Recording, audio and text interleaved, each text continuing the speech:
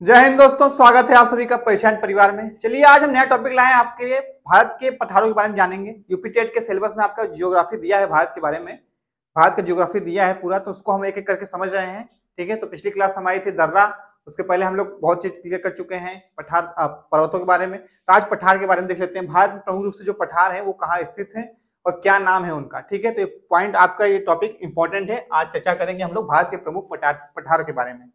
ठीक है, आपके यूपी टेट के सिलेबस में है और भी एग्जाम में जरूरी होता है, सब प्रश्न पूछते हैं यहाँ से। चलिए देखते हैं पठार। पठार की बात करें, पठार होता क्या है। ठीक है, ठीक है, तो पठार देखते हैं हम। पर्वतों से क्या होता है, इसकी हाइट छोटी होती है। पर्वत हम जानते हैं, पहाड़ों जानते हैं, वो ऐसे ऊपर उठे होते हैं ज्यादातर। लेकिन पठार क्या होते हैं, थोड़ा ऊपर सपाट रहते हैं। ठीक है, इनका जो ऊपर का पोर्शन रहता है, ये पीक मतलब चोटी नहीं रहेगी, सपाट भाग रहेगा। ठीक है, ये समतल रहेगा। और इसकी एक खासियत होती है कि इसके अंदर खनिज तत्वों की प्रधानता होती है। ठीक है, खनिज जैसे लौह तत्वों की हो जाएगी, कोई भी तांबा का बॉक्साइट, ये सब खनन जो होता है आपका, ये पठारों से ही खनन होता है। ठीक है, ये सब खनिज तत्वों का इसमें भंडार होता है, खनिज तत्व पाए जाते हैं। तो ये पहाड़ों से छोटे होते हैं हाइट में, ठीक है, लेकिन धरातल से थोड़ा ऊंचे होंगे। ये पठार होते हैं आपके। ठीक है, पठार के इंपॉर्टेंट आप समझेंगे। और इसमें हम मैप में देखेंगे पठार भारत में जो है आपके, वो कौन कौन से कहाँ पे लोकेटेड है। आप देखेंगे बुंदेलखंड का पठार, ठीक है, यहाँ पे देखिए एमपी के पास। मालवा पठार, ये भी एमपी के पास है। ठीक है, छोटा नागपुर पठार आपका यहाँ झारखंड और पश्चिम बंगाल के पास है। तो यहाँ देखें दक्कन का पठार, सबसे बड़ा पठार आपका है दक्कन का पठार। ठीक है, तो आपके प्रायद्वीपीय भारत जो है उसमें स्थित है। ठीक है, और इसी के अंतर्गत आंध्र प्रदेश का पठार, कर्नाटक पठार और आपका तेलंगाना का पठार आता है। ठीक है, इंपॉर्टेंट है। और शिलांग पठार आप जानते हैं मेघालय में है आपका। गारो खासी जयंती जो पहाड़ियां हैं इसी पठार के ऊपर है। ठीक है, आप इस मैप में अच्छे से समझेंगे। यहाँ पे देखिए लिखा है, पठार के बारे में बताएंगे हम यहाँ पे।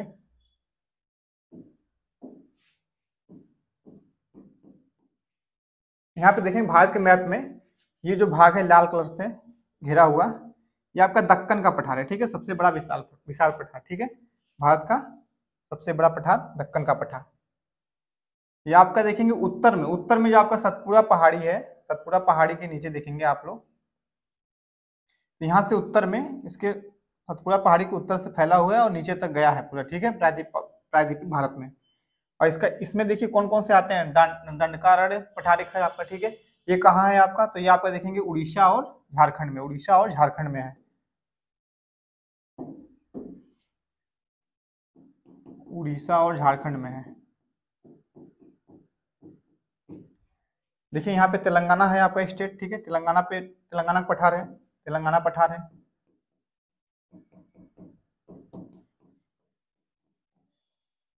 इस साइड देखें कर्नाटक का भाग जो है, ये कर्नाटक वाला क्षेत्र है जो थोड़ा सा, यहाँ पे जो पठार है आपका कर्नाटक का पठार है। ठीक है, कर्नाटक पठार है,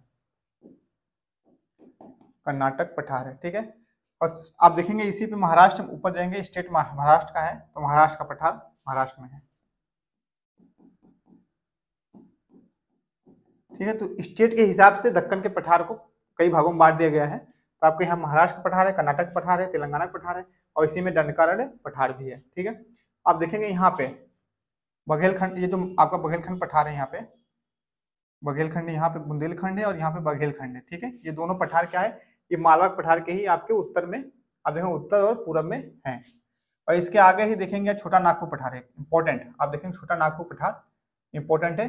ये आपके बिहार से लेके, बिहार में थोड़ा कुछ भाग है। ठीक है, फिर आप छत्तीसगढ़ देख सकते हैं और झारखंड देख सकते हैं। ठीक है, छोटा नागपुर पठार और फिर पश्चिम बंगाल, ये इतनी चीजों में यहाँ फैले हुए हैं। और यहीं पे इसी के दो भाग हैं, एक हजारीबाग का पठार है और रांची का पठार है। ठीक है, तो ऊपर वाला हजारीबाग का पठार है और नीचे वाला छोटा नागपुर पठार का रांची का पठार है। ठीक है, इंपॉर्टेंट है। अब यहाँ पे देखेंगे शिलांग पठार जो हम बताए थे आपका, गारो खासी जयंती, तीनों इसी पहाड़ियां इसी पे है। शिलांग पठार, मारवाड़ पठार देखेंगे राजस्थान में है, मारवाड़ का पठार, मारवाड़ पठार कहते हैं, राजस्थान में है।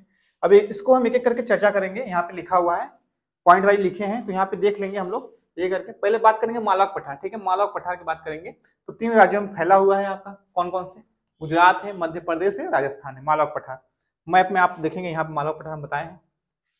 यहाँ देखिए मालवा पठार ये है, ये गुजरात में भी है, राजस्थान में भी है और मध्य प्रदेश में फैला है। निर्माण देखेंगे ग्रेनाइट से हुआ, ग्रेनाइट चट्टाने जो होती हैं उससे हुआ है और मिट्टी से ढका है, काली मिट्टी से ढका हुआ है। ठीक है, और ऊंचाई की बात करेंगे तो धरातल से इसकी ऊंचाई कितनी है, 500 से 610 मीटर। ठीक है, ऊंचाई इसकी है।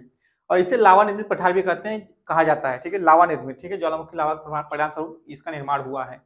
इसमें कुछ लावा द्वारा ही बनी पहाड़ियां भी हैं, ठीक है, जो अरावली पर्वत देखेंगे आप, इसी के दक्षिण, मतलब अरावली पर्वत के दक्षिण में है ये आपका पठार। यमुना की सहायक नदी चंबल नदी, ठीक है, चंबल नदी ने इसके मध्य भाग को प्रभावित किया है, मतलब कि जो यमुना की सहायक नदी चंबल है वो मालवक पठार के बीच से जाती है, ठीक है। और पश्चिमी भाग में देखेंगे इसके पठार के तो माही नदी है, और पूर्वी भाग में बेतवा नदी है, ठीक है। दिशा में बात करेंगे तो पश्चिम में देखेंगे मालवक पठार के तो माही नदी है, और पूरब में बेतवा नदी है, ठीक है। और मालवक पठार अरावली पर्वत व हिंद पर्वत, विंध्याचल पर्वत, ठीक है, अरावली पर्वत व विंध्याचल पर्वत के बीच में है। आपका अरावली पर्वत देखेंगे यहाँ पे, ये अरावली पर्वत है, ठीक है, और ये आपका विंध्याचल पर्वत है, इसी के बीच में है आपका मालवा पठार। आगे देखेंगे अगला छोटा नागपुर पठार देखेंगे, इंपॉर्टेंट है, इसको देख लेंगे। छोटा नागपुर पठार के, छोटा नागपुर के पठार को हम महाराष्ट्र के नागपुर जो आपका है वहां पे सर उससे नहीं लेंगे, ठीक है, इसका उस जिले से नहीं है संबंध कोई, ठीक है, कि छोटा नागपुर है तो नागपुर महाराष्ट्र पाया जाएगा, नहीं है, महाराष्ट्र में नहीं पाया जाएगा, आपके झारखंड में है, ठीक है, मूलतः। इसका नाम पुराने राजा के नाम पर रखा गया, ठीक है, वहां के जो राजा थे नागपुर उनके हिसाब से रखा गया, ठीक है। ये पठार झारखंड में पूर्णतः, मतलब ज्यादातर अंशतः इसका झारखंड में फैलाव है, और इसका क्षेत्रफल कितना है, 65,000 वर्ग किलोमीटर इसका क्षेत्रफल है, ठीक है। और इसमें देखेंगे प्रमुख रूप से जो पठार है इसके मतलब अंतर्गत आते हैं, रांची का पठार है, हजारीबाग का पठार है, कोडरमा का पठार है, ठीक है, कोडरमा का पठार भी छोटा सा इसी के पास है, सब इसी के अंदर आते हैं। इस पठार की औसत ऊंचाई देखेंगे तो 700 मीटर है, ठीक है, कितना है, 700 मीटर इसकी औसत ऊंचाई है। छोटा नागपुर पठार भारत में क्या है, खनिज संपदा की दृष्टि से सबसे अधिक मतलब कि समृद्ध पठार है, ठीक है, कहेंगे सबसे ज्यादा खनिज मतलब कोयला वाला लेने के लिए क्या होता है, सबसे अधिक पठार समृद्ध पठार है। यहाँ से लोहा है, ठीक है, लोहा मिल सकता है, कोयला है, यूरेनियम आदि खनिज तत्व प्राप्त होते हैं यहाँ से छोटा नागपुर पठार से। भारत में यूरेनियम जो है हमारा भारत में छोटा नागपुर पठार के अंतर्गत जादूगोड़ा, क्या है, जादूगोड़ा से प्राप्त होता है, छोटा नागपुर पठार में ही जादूगोड़ा स्थान है, वहां से यूरेनियम का खनन किया जाता है। आगे बात करें, छोटा नागपुर पठार को भारत का रूर प्रदेश कहते हैं, ठीक है, भारत का रूर प्रदेश भी कहते हैं, क्योंकि आप देखेंगे जर्मनी में जो राइन नदी बहती है वहां पे, उसको वहां एक रूर स्थान है, वहां रूर प्रदेश कहते हैं, उसी को भारत का रूर प्रदेश किसे कहते हैं, छोटा नागपुर पठार को, ठीक है, जहाँ पे खनिज तत्वों की प्रधानता होती है वहां उसको रूर प्रदेश कहते हैं। अगला है हमारा बुंदेलखंड का पठार, ठीक है, बुंदेलखंड पठार हम देखे थे, उत्तर प्रदेश और मध्य प्रदेश के बीच में फैला हुआ है, ठीक है, उत्तर प्रदेश है और मध्य प्रदेश के बीच में फैला हुआ है। इसके निर्माण में नीस और ग्रेनाइट जो आपके चट्टाने हैं उसका प्रयोग हुआ है, ठीक है। इसकी ढाल दक्षिण से उत्तर की ओर, उत्तर पूर्व की तरफ, ठीक है, दक्षिण से उत्तर और उत्तर पूर्व की तरफ इसकी ढाल है, और यह कम गुणवत्ता वाला लोहा यहाँ पे मिलता है, ठीक है, जो लोहे की गुणवत्ता इसकी कम होती है उस टाइप का लोहा यहाँ से हम खनन करते हैं। अगला आपका है शिलांग पठार, ठीक है, आप लोग उत्तर भारत में देखेंगे तो गारो, खासी और जयंती पहाड़ियां इसी के अंतर है, ठीक है, अंतर्गत है। इस पठार में कोयला और लौह अयस्क, ठीक है, कोयला है, लौह अयस्क और चूना पत्थर भंडार उपलब्ध है। अगला देखेंगे दक्कन का पठार, दक्कन का पठार देखिए लिखा है भारत का विशालतम पठार है ये, और दक्षिण के 8 राज्यों, मतलब दक्षिण में हमारे जो राज्य हैं 8 राज्यों में फैला हुआ है। इस पठार का आकार त्रिभुजाकार है, ठीक है, मैप में हम देखें सतपुड़ा और विंध्याचल श्रृंखला, जो सतपुड़ा और विंध्याचल श्रृंखला इसकी उत्तरी सीमा है, ठीक है, सतपुड़ा और विंध्याचल श्रृंखला इसकी उत्तरी सीमा है। आप यहाँ देखेंगे ये जो पठार है आपका दक्कन का, ये सतपुड़ा आपको देखेंगे, सतपुड़ा है, विंध्याचल है, विंध्याचल सतपुड़ा पहाड़ी इसकी उत्तरी सीमा है, ठीक है, और इसका आकार कैसा है, त्रिभुजाकार है, ठीक है, और लगभग 8-9 देशों में फैला हुआ है।